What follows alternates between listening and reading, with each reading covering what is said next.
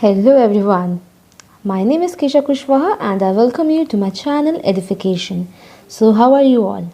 I hope you all are doing great. And as you know, at the end of my video, I'm going to ask one question related to this topic. So be ready for that. And our today's topic is India and the world. इसमें हम ये देखेंगे कि जो India है उसका location कहाँ पर है और किस तरह की कनेक्टिविटी ये पूरे वर्ल्ड के साथ रखती है. So let's get started. Our first point is central location between the East and the West Asia. It means अगर हम इंडिया की लोकेशन की बात करें तो वो बिल्कुल सेंटर में लोकेटेड है, ईस्ट से और वेस्ट एशिया से. बिल्कुल सेंटर में जो आता है वो हमारा इंडिया है. India is a southward extension of the ancient continent. India is southward extension इसलिए है क्योंकि ये एशिया के साउथ में आती है और एशिया के साउथ में आने की वजह से जो कनेक्टिविटी है दूसरी कंट्रीज़ के साथ वो काफ़ी ज़्यादा है इंडिया की. So connectivity with trans India and ocean routes. तो ओशन रूट्स के थ्रू जो इंडिया है वो बहुत सारी कंट्रीज से जो है कनेक्टेड है. और अगर हम इंडिया की बात करें जो कि बहुत इम्पॉर्टेंट है, तो इंडिया इंडियन ओशन के बिल्कुल सेंटर में है और इसी वजह से इस ओशन का नाम इंडियन ओशन रखा गया है.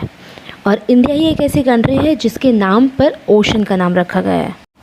Now our third point is Deccan Peninsula protrude into Indian Ocean providing long coastline in this region. This helped to establish close relationship with West Asia, Africa, Europe and Asia. It means जो India का जो coast line है, अगर हम India की coast line की बात करें तो इस कोस्ट लाइन की वजह से जो इंडिया है वो बहुत सारी कंट्रीज से एक रिलेशनशिप बनाता है, एक क्लोज कांटेक्ट इसने बनाया है और इसकी वजह से इंडिया को बहुत सारे एडवांटेजेस भी हुए हैं इस डेक्कन पेनिनसुलर की वजह से. इससे हम West Asia, Africa and Europe को जो कि वेस्टर्न कोस्ट में है और ईस्टर्न कोस्ट से भी हम ईस्ट एशिया कंट्री से कांटेक्ट में हैं और कनेक्टेड भी हैं. और जितने भी शिप्स हैं वो सब के सब यहीं से पास होती हैं, इसी ओशन से पास होकर एक दूसरी कंट्रीज़ में जाती हैं. And India has a longest coast line in Indian Ocean. सबसे लंबी जो कोस्ट लाइन है वो इंडिया की ही है. And through the land route की वजह से पूरे वर्ल्ड में इंडिया के स्पाइसेस, मसलिन्स ये सब फैले हुए हैं. So India's relationship with world contacts through land. And from these land routes, not only spices, muslins, creeks, sculptures, holy books, सिर्फ यही नहीं बल्कि हमारी जो पंचतंत्र की कहानियाँ हैं, उपनिषद है, रामायण है और हमारे अलग अलग तरह के जो आइडियाज़ थे वो सब के सब वर्ल्ड में फैल गए थे. तो लैंड रूट के थ्रू और ओशन रूट के थ्रू इंडिया की काफ़ी सारी चीज़ें जो थी वो वर्ल्ड फेमस हो गई थी और वर्ल्ड में फैल गई थी. अब बात करते हैं स्विस कैनाल की.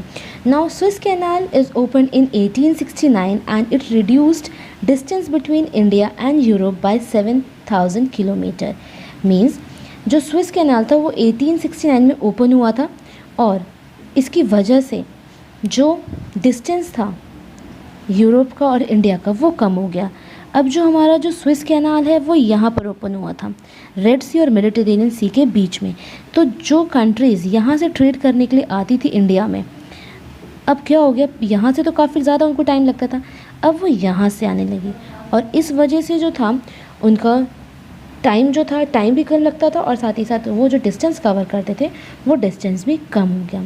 So this is all about this topic. Now your question time. So your question is area-wise 7 largest countries of the world and you have to give your answer in comment box. So if you like my video then share and subscribe and you may give your precious comment and suggestion in comment box and don't forget to hit the bell icon for more notification. Till then take care and bye bye.